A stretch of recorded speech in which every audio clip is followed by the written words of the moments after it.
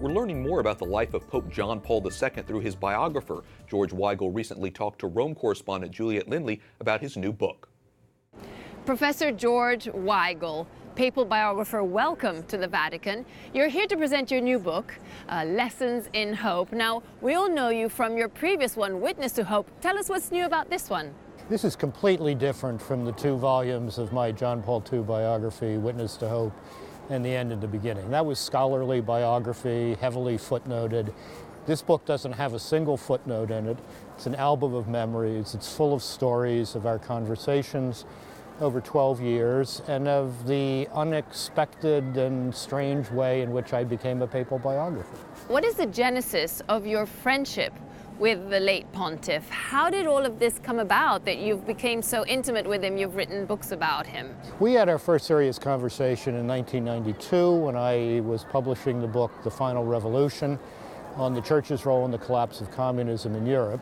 And the conversation simply snowballed from there on, and in 1995 I had this madcap idea of writing his biography and the history of his pontificate, and he agreed to cooperate with that.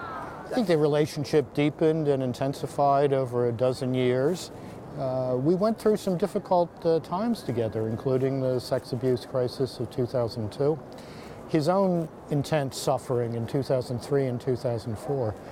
But throughout all of that, he was teaching all of us the title of this book, Lessons in Hope, because he conformed that suffering to Christ and the cross. Your book is very anecdotal. Can you tell us some of the most salient anecdotes you have of Pope St. John Paul II? We had a lot of joking back and forth. There was a fair amount of banter in our conversations, and I repeat some of those in the book. I think the most touching was our last encounter on December 15th, 2004. My father had died 2 months earlier. The Pope had sent a telegram for the funeral. But he was in pretty tough shape then himself, yet the first thing he said to me when I walked into the papal apartment was, "How is your mother doing?"